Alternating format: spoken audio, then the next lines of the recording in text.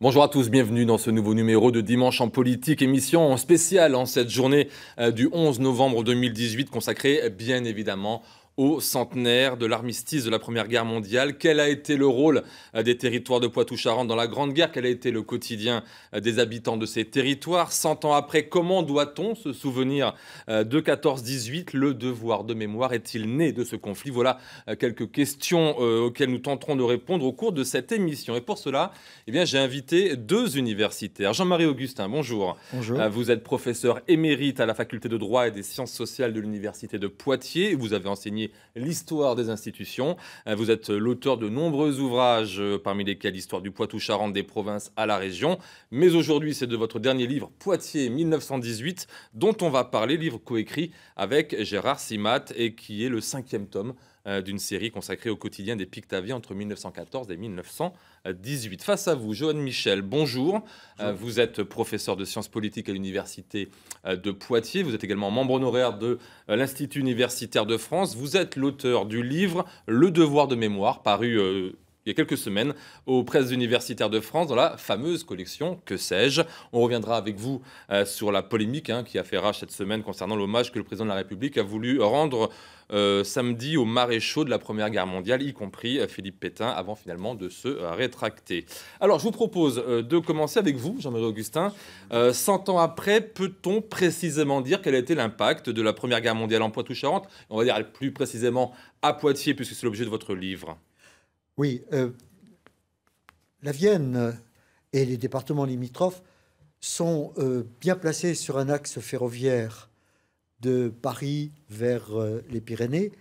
Et Poitiers se trouve ainsi comme une base arrière dans les deux sens. Parce que d'abord, de la gare partent par train entier tout ce dont l'armée a besoin, nourriture, fourrage pour les chevaux, médicaments, etc., etc. Donc il y a tout le problème du ravitaillement. Et en même temps, il y a aussi l'accueil. L'accueil que l'on va faire à Poitiers, des blessés tout de suite, les premières semaines. Et l'Hôtel-Dieu est saturé. Par conséquent, on va créer des hôpitaux temporaires. On va réquisitionner les collèges, le séminaire, tout ce qui est possible pour installer ainsi des lits pour les blessés. Oui, donc un rôle important. Ah oui, un rôle important. On va accueillir aussi des réfugiés du Nord, de l'Est, de Belgique. Et à partir de 1915, des étudiants, des enfants serbes qui sont ainsi accueillis dans les collèges de la ville et aussi à la faculté de droit. Il y a des étudiants serbes qui sont là, encadrés du reste par des professeurs. Et puis, on va accueillir aussi des prisonniers de guerre. Et oui, bien sûr. À la Chauvinerie, tout de suite, il y aura ainsi des Allemands qui vont servir souvent pour la manutention, qui vont servir aussi, qui vont être recrutés dans les fermes. Donc, c'est une base arrière, vous voyez. Joanne Michel, s'il y a une date particulièrement importante pour le devoir de mémoire, c'est bien le 11 novembre. Pour quelle raison, s'il vous plaît? Alors, la notion de devoir de mémoire a une tradition très ancienne, une tradition religieuse, mais au sens politique du terme, elle a surtout été fixée, effectivement, après la Première Guerre mondiale, et fixée par des associations, surtout d'anciens combattants, avant que ce soit repris par le gouvernement. Alors, en fonction de rituels bien spécifiques. Donc, vous nous dites que c'est d'abord une demande des anciens combattants et pas une demande politique. Tout à fait. Que de commémorer les victimes de la guerre. Tout à fait, avec un rituel bien spécifique, le dépôt de gerbes, la minute de silence, tout cela a été construit. Vous dites un nouveau culte républicain même à ce niveau-là. Oui, c'est un nouveau culte républicain où il ne s'agissait pas seulement de commémorer des héros, mais également des victimes. Donc ça a été pensé sous le mode du deuil avant tout. Et ça tranche avec les célébrations du 14 juillet où on entendait les kermesses populaires. Là, c'est le silence, c'est le deuil. On va en parler de cette distinction justement entre les héros vivants et les anonymes et les morts. Jean-Marie Augustin, avant, deux régiments poitevins se sont particulièrement illustrés. En trois, même. Trois au cours de cette Première Guerre mondiale à Poitiers. C'est donc le 325e. Alors, le 125e et son double, le 325e. Oui. Il y a aussi le 33 et le 20e, et même le 49e aussi. Mais, en artillerie, là, après. Mais on parle souvent, surtout quand même, du 125e. Oui, c'est emblématique. Parce que 125e régiment d'infanterie. Oui, ce sont des fantassins. C'est le soldat lambda, en quelque sorte, le fantassin. Ils sont beaucoup plus nombreux aussi. Donc, c'est eux. Et en quelque sorte, la guerre va être marquée en fonction du 125e. Ça commence le 5 août 1914, place d'Armes. Il y a une cérémonie pour le départ du 125e, avec aussi un incident assez étonnant, parce que l'évêque est là à titre personnel et le préfet l'invite à venir avec les officiels. Si vous voulez, on crée localement, le 5 août, une mentalité d'union sacrée à Poitiers. Et ça se termine, excusez-moi, le 31 août 1919. On va en parler du retour glorieux, triomphal voilà, du 125e. On va en parler dans l'émission. Joanne Michel, peut-être, effectivement, peut-être pour la première fois dans l'histoire de France, on va commémorer des héros anonymes, des héros vivants, mais aussi des morts, et pas uniquement pas uniquement la République ou des symboles abstraits. Des symboles abstraits, oui. Oui, tout à fait. Et on va commémorer... Pourquoi à cause du grand nombre de victimes, c'est ça la cause? Oui, à cause du grand nombre de victimes, essentiellement. Et ce sont des camarades, avant tout, qui entendent honorer d'autres camarades qui sont tombés sur le front. Donc, de ce point de vue-là, le défilé militaire voulu par le gouvernement par la suite n'était pas forcément bienvenu. Hein. Donc, toute la controverse actuelle, est-ce qu'il faut célébrer une victoire ou la paix, etc., était déjà posée quelque part dans le contexte de l'époque. Hein. Les assassinations d'anciens combattants ne voulaient pas défiler, hein, parce qu'on commémorait des gens qui avaient souffert, des victimes, des camarades. Les monuments aux morts sont le vecteur de la mémoire, de devoir de mémoire. C'est en tout cas ce qu'a souhaité une professeure d'histoire du collège de Buxerolles dans la Vienne. Regardez, on en parle juste après. Donc, vous le voyez, c'est un ordre chronologique qui a été choisi. Ils sont attentifs et curieux. Devant le monument aux morts de Buxerolles, des collégiens observent les noms des soldats qu'ils ont eux-mêmes enregistrés sur la plateforme en ligne Un jour un poilu. Pour leur professeur d'histoire géo, venir ici est une façon de comprendre l'histoire de France. L'entrée par le monument aux morts était tout à fait légitime et finalement les a rendus encore plus curieux. Donc oui, ils sont probablement plus attentifs aujourd'hui à cette Première Guerre mondiale parce que finalement, ils s'en sont emparés. Cette professeure très impliquée a conçu avec ses élèves une exposition sur les poilus de Buxerolles, décédés pendant la Première Guerre mondiale. Maëlle et Adam la présentent à leurs camarades. La plupart des soldats de Buxerolles, en tout cas plus de la moitié d'entre eux, étaient dans l'infanterie. 100 ans après, cette exposition leur a permis de s'interroger sur les mécanismes de la guerre.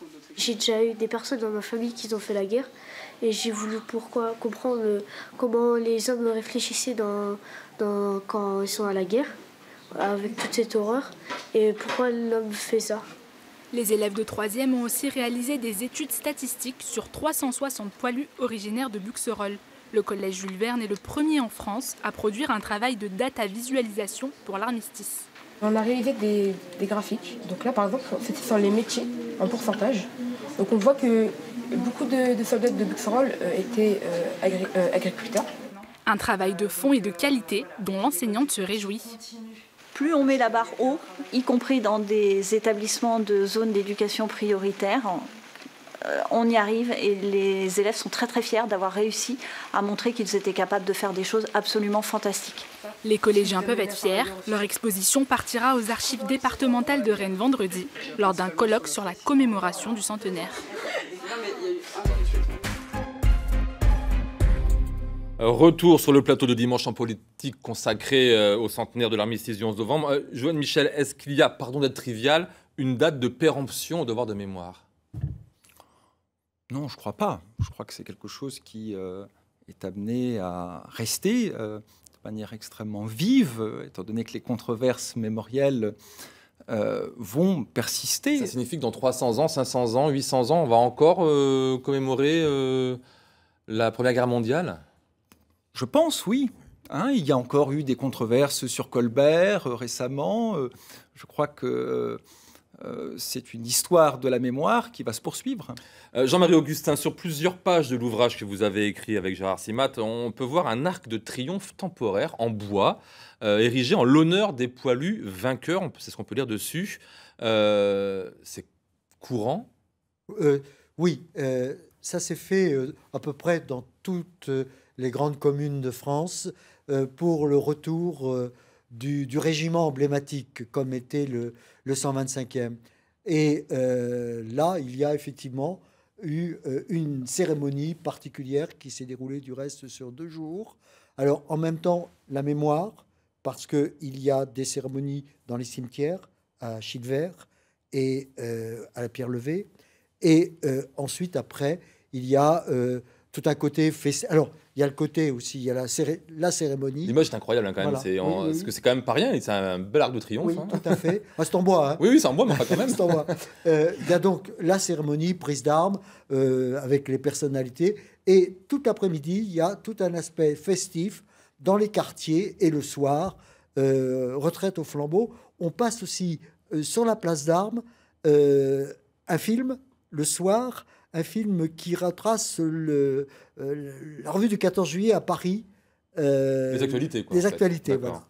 Joanne Donc- Michel, autant l'Arc de Triomphe est un outil traditionnel de la mémoire des victoires militaires françaises, autant les monuments aux morts sont véritablement, j'ai l'impression, nés au sortir de la Première Guerre mondiale. Mais effectivement, il y a aussi des monuments aux morts pour la guerre de 70, Tout à fait. comme par exemple à Poitiers, au square Magenta. Mais quand même, c'est la guerre 14-18 qui a... Ben oui, parce que c'est la une matrice. défaite. Ouais. C'est une défaite. Donc, ce sont des lieux de mémoire qui ont été en grande partie désertés. Qui ne sont pas revécus dans le présent, parce qu'un monument aux morts ou un lieu de mémoire ne peut revivre que s'il parle aux générations suivantes. Or, la guerre de 70 est une guerre un peu oubliée, c'est une défaite, alors que la Première Guerre mondiale est une guerre victorieuse. Et donc, c'est la raison pour laquelle elle a pu aussi parler encore aux générations suivantes. Jean-Marie Augustin, le monument aux morts de Poitiers, il a quelque chose de spécial, c'est qu'il ne comporte pas les noms des soldats pictaves morts pour la France. En fait, c'est un monument dédié à la Vienne, aux enfants de la Vienne morts Oui. pour la France, hein, c'est Oui. ce qui est marqué dessus. Oui. Du coup, il y a un monument comportant les noms des morts qui a été érigé il y a 2 ans, en plein centre-ville de Poitiers, et c'est le premier monument aux morts qui soit numérique en France. Il s'appelle Luminus Memento. Est-ce qu'il y avait à ce point un manque? Je ne sais pas. De toute façon, on ne pouvait pas inscrire sur le monument aux morts, je pense, tous les noms des morts de la Grande Guerre. Mais je trouve bien, effectivement, qu'il y ait ce monument virtuel aussi, parce que là, c'est la mémoire de l'ensemble. Hein. On y a mis tous ceux qui sont de Poitiers, qui sont nés à Poitiers ou qui ont vécu à Poitiers, qui sont morts pour la France, d'une manière ou d'une autre. Et je pense en particulier à des gens qui sont à l'époque oubliés de cette mémoire, sont les femmes. Oui. On va bien sûr en parler dans pas voilà. longtemps. Juste avant de parler justement des femmes, ça me tombe très bien. Oui. Joanne Michel, le devoir de mémoire, est-ce que c'est un concept qui peut se passer des lieux matériels adaptés à leur époque, par exemple comme Luminus Memento? Est-ce qu'il faut obligatoirement un objet, un Non. lieu pour commémorer, pour faire ce devoir de mémoire? Non, au sens de Pierre Nora, tel qu'il a pu définir la notion de lieu de mémoire, ça peut être des symboles abstraits, ça peut être un lieu de mémoire également. Donc, c'est pas forcément un lieu physique, même si le lieu physique a l'avantage de pouvoir rassembler physiquement aussi des individus autour d'une mémoire, justement. Alors, je voulais rebondir sur ce que disait mon collègue tout à l'heure, c'est-à-dire que tous ceux qui sont morts pendant la guerre n'ont pas eu la mention mort pour la France. Notamment les fameux fusillés, pour l'exemple, ou bien les mutins, ou bien ceux qui sont morts de maladie et qui n'ont pas pu obtenir cette reconnaissance. Et là, vous expliquez que c'est Lionel Jospin, dans les années 2000, qui commence à vouloir réhabiliter un peu cette Oui, le mémoire-là. débat a commencé à ressurgir, effectivement, notamment avec Jospin, pour essayer de redonner une mémoire à ceux qui n'avaient pas pu obtenir cette mention mort pour la France. Jean-Marie Augustin, on a donc parlé des soldats du 25e RI, par exemple, et il y a eu effectivement d'autres victimes de la guerre, et parmi ces victimes, des femmes. Les ouvrières de Lourdines en sont l'exemple parfait. Rappelez-nous, s'il vous plaît, en quelques mots, ce qui s'est passé ce 8 décembre 1917 au dépôt de poudre de Migny-aux-Anses. Eh bien, c'est un incendie brutal qui, sur une table, puisqu'on manie de la poudre, la poudre s'est enflammée, ça s'est évidemment tout de suite répandu. Et il y a eu 21 victimes de Migné et de Poitiers aussi, parce que beaucoup de femmes allaient travailler à Migné, prenaient le train le matin et rentraient le soir. Et en préparant cette émission, je me suis aperçu que la presse a souvent censuré cette information pour pas mettre à mal le moral des Français. Oui, souvent, à l'époque, il y a la censure. C'était la censure. Il faut bien s'en rendre compte. Donc, tout cela est largement contrôlé. Vous avez dans les journaux des blancs, du reste, qui marquent justement... Parce que les journaux veulent quand même montrer qu'il y a la censure, donc on laisse en blanc. Mais sur les lourdines, effectivement, on a peut-être... Si, on a quand même très largement... Alors, peut-être moins sur l'incendie lui-même, oui, encore qu'on le raconte, mais surtout sur la cérémonie. Alors là, effectivement, il y a quand même là une reconnaissance. Le ministre de l'Armement, Loucheur, vient à Poitiers, et là, il y a véritablement une reconnaissance solennelle, peut-être pas nationale, mais au moins solennelle. Et il y avait le problème aussi du monument aux morts. Il fallait les inscrire ou pas. Donc ça a été très récent. Oui. Il y a un monument à Migné, quand même. Il y a un monument à Migné, mais sur Poitiers, effectivement, non, voilà. C'est l'oubli. Je crois qu'il y a, sur le rôle des femmes pendant la Grande Guerre, c'est maintenant qu'on en parle. Pendant très longtemps, on n'en a pas parlé. Yoann Michel parlait des mutins et des fusillés pour l'exemple. Est-ce qu'on a justement des exemples de mutins et de fusillés pour l'exemple sur Poitiers ou dans la Vienne qui ont été récemment... Je n'ai pas connaissance. Non, je n'ai pas connaissance. Alors, à partir de juin 1917, Jean-Marie Augustin, le Poitou-Charentes accueille les soldats américains. Oui. Et avant d'arriver à Poitiers, eh bien, ils débarquent sur la côte charentaise. Illustration à La Rochelle avec ce reportage d'Éric Vallée et Pierre Lahaye. Au printemps 1917, l'Amérique rentre en guerre. Elle ne fait pas les choses à moitié. C'est un débarquement massif sur toute la côte atlantique. À La Rochelle-Palisse, les déchargements sont incessants. Exténués par les 3 premières années du conflit, la France a besoin d'un soutien logistique de masse. La France a un déficit de matériel ferroviaire depuis déjà pas mal de temps dans cette guerre. Et les Américains donc importent des wagons en pièces détachées et ils installent un atelier de remontage à la gare de La Rochelle. Et donc les pièces détachées arrivent par le port de la Palisse. Dans la toute nouvelle gare de la ville et tout autour, c'est un immense chantier qui se met en place. Les cadences y sont tout simplement effrénées. C'est énorme et les Américains s'amusent aussi à mettre en place certains records. Donc, par exemple, le 27 septembre 1918, eh bien, durant cette semaine-là, on a 150 wagons qui sont montés sur une semaine.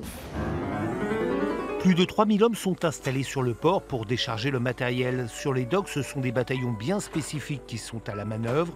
Ne l'oublions pas, à cette époque, l'Amérique vit encore à l'heure de la ségrégation. Ces régiments donc, américains qui déchargent sont des régiments noirs. Alors bien sûr, l'encadrement est blanc et ceux qui déchargent les wagons sont des militaires américains noirs, les Labor Battalions, comme on les appelait à l'époque. Les Allemands sentent bien le danger de cette aide massive. Pour la contrer, ils essaient par leurs sous-marins de torpiller les bateaux qui arrivent à la Palisse. L'Amérique va donc réagir. Et quand les Américains arrivent, bien sûr, en 17, ils ont beaucoup d'approvisionnement qui arrive par mer des États-Unis et il faut se protéger des sous-marins. Et ils créent, bien sûr, dans la région, des stations aéronavales avec des hydravions qui sont chargés, bien sûr, de dépister les sous-marins et de les couler par bombes. La construction des wagons va donc pouvoir se poursuivre à La Rochelle et même perdurer bien après l'armistice. Le gouvernement français signe un contrat avec le gouvernement américain par le biais de la Middleton en février 19 pour fournir 2500 wagons au gouvernement français. Cette entreprise privée va devenir, après moult transformations, Alstom, aujourd'hui le premier employeur de Charente-Maritime, héritier direct donc de la Grande Guerre. Dernière partie de Dimanche en politique spécial centenaire de l'armistice du 11 novembre 1918. Jean-Marie Augustin, les premiers Américains arrivent à Poitiers par convoi le 24 février 1918. Comment ça se passe, la cohabitation? Au contraire, ils sont accueillis à bras ouverts. Il n'y en a pas beaucoup.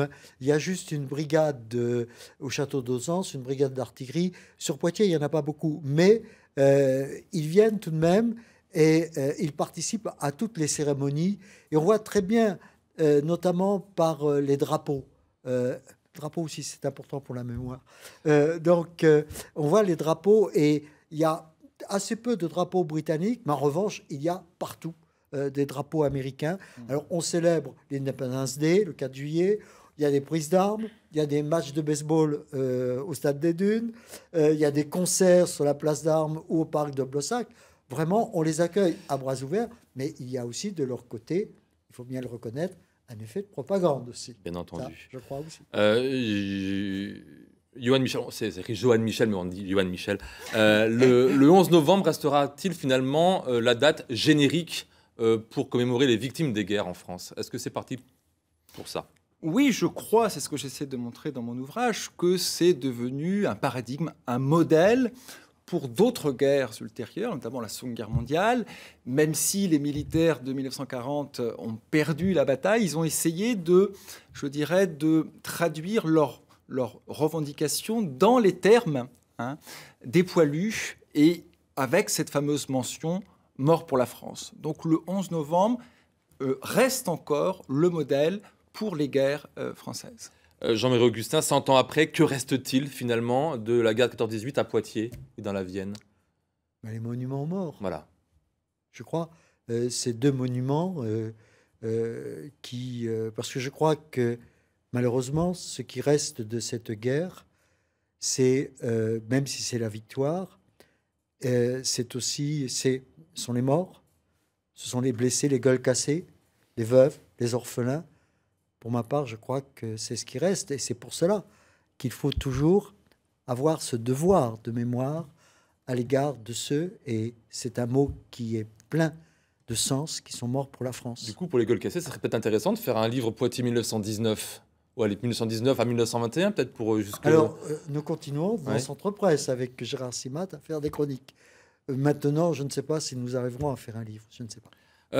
Johan Michel, on a vu cette semaine avec la polémique née de la volonté d'Emmanuel Macron de rendre hommage ce samedi aux maréchaux, dont Philippe Pétain, que le devoir de mémoire n'est franchement pas un long fleuve tranquille. Non, je crois que le président était partagé entre, je dirais, deux logiques. Une logique diplomatique internationale qui lui interdisait le défilé militaire devant Madame Merkel. Bon. Et d'un autre côté, il est pris sur sa droite, également par l'armée, où il faut célébrer aussi une victoire. Bon. Alors, je crois que ce couac vient en grande partie du tiraillement entre ces deux logiques. Une logique diplomatique d'un côté, de construction de type européenne, et d'un autre côté, ses rapports avec l'armée. Le devoir de mémoire se fait-il de la même façon en France que dans les autres pays belligérants du premier conflit mondial? Est-ce qu'en Angleterre, est-ce qu'en Allemagne, ça se passe de la même façon? On parlait de défaite pour 70 chez nous. Comment ça se passe pour les Allemands? Ah non, devoir de mémoire. En Allemagne, ça ne se passe pas... je parlais de la Grande-Bretagne. Ah oui, mais de la même manière, on ne va pas célébrer une défaite. Donc, c'est extrêmement compliqué. Mais puisqu'aujourd'hui, on ne célèbre plus ni la victoire d'un côté, ni la défaite d'un autre, mais la paix, est-ce que ça ne va pas changer? Est-ce que ce n'est pas des choses qui doivent changer d'ailleurs, peut-être, Jean-Marie Augustin? Oui, moi je crois qu'effectivement, ce qui est tout à fait remarquable, c'est que, par exemple, à Poitiers, le 11 novembre, on va fleurir les tombes des prisonniers allemands qui sont morts à Poitiers pendant la guerre. Et je trouve ça très bien, parce que, je reviens là-dessus, ce qu'il en reste, ce sont les tranchées, c'est une immense boucherie, c'est tout ce qui reste. D'autant que c'est une paix qui est perdue après, parce que c'est une paix qui, en quelque sorte, ramènera la guerre. Donc, je pense que c'est ça qui reste. Ce sont les monuments, le monument mort, ce sont tous ces morts, ces milliers de morts, toutes ces communes dans lesquelles il y a un monument où on a des noms de ceux qui sont morts pour la France. Je crois que c'est ça qui reste. Johan Michel, dans la page 11 de votre livre, vous dites « Le devoir de mémoire et le devoir d'oubli témoignent comme deux faces d'une même médaille, que la hantise du passé est au cœur des politiques symboliques du présent. » Oui, ce sont en grande partie les enjeux du présent qui fixent les reconstructions du passé. Je dirais que pour M. Macron, l'urgence, c'est la construction européenne, c'est la montée des populismes en Europe. Donc il faut célébrer la paix. C'est en ce sens qu'il faut célébrer aussi bien les morts allemands que les morts français, anglais, américains, etc. etc. Et est-ce que, je reviens sur cette question, mais on va vraiment commémorer pendant très longtemps encore les morts de 14-18 dans ce pays? Oui. À la limite, tant qu'il y aura des monuments aux morts. Non, parce que voilà, ça fait 100 ans que la guerre est terminée. Il n'y a plus de survivants de cette guerre. Est-ce que ça va se passer différemment désormais? Mais oui, parce qu'il y a toujours le 11 novembre. Est-ce que ce n'était pas finalement le bouquet final du feu d'artifice des commémorations sur cette guerre-là? 100 ans après, maintenant, on va se dire, bon allez, on passe à autre chose parce qu'il faut tourner la page. Je ne sais pas. Non, moi je ne crois pas. Je crois pas parce que, vous le disiez aussi, il y a toujours malgré tout, non pas le danger d'une autre nation, mais le danger d'idées qui peuvent remettre en question cette paix et la démocratie et les grands principes des droits de l'homme. C'est ça qui est important. Et je crois que ces commémorations, aussi bien le 11 novembre que le 8 mai, le drapeau, les monuments morts, etc., presque le patriotisme, je crois. Le patriotisme lui-même, c'est un moyen de contrer toutes ces dérives qui peuvent remettre en question nos grands principes démocratiques. C'est ça, je crois. Oui, et le sens des commémorations, en revanche, peut changer. Comment ça? Au cours du bicentenaire de la Révolution française, on a d'abord célébré les droits de l'homme, par exemple, et moins le côté révolutionnaire en tant que tel. Donc le sens des commémorations peut persister en fonction de nouveaux enjeux du présent. Écoutez, c'est passionnant. Donc, un livre à venir pour 1919-1918, pour l'après-guerre, c'est possible ou pas? On l'attend? Je ne sais pas. Ça, c'est intéressant en tout cas. Je n'en sais rien. C'est la fin de cette émission. Merci, messieurs, d'avoir accepté notre invitation. Alors, je rappelle que vous avez chacun publié un livre, Poitiers 1918, coécrit Jean-Marie Augustin avec Gérard Simat, incroyable collectionneur d'images sur Poitiers, et Le Devoir de mémoire dans la collection Que sais-je, c'est pour vous, ça, Joanne Michel. La semaine prochaine, il sera question de fiscalité verte au lendemain de la manifestation nationale contre le prix des carburants. Alors, allez, je vous propose de terminer cette émission avec une toute dernière photo, celle de la dernière page de votre livre, Jean-Marie Augustin. Et c'est une photo particulièrement saisissante. Il s'agit, vous le voyez, d'un général qui remet une décoration à un enfant. Cet enfant pleure parce que son père est mort à la guerre, comme 50 000 autres pictos charentais entre 1914 et 1918. À dimanche prochain.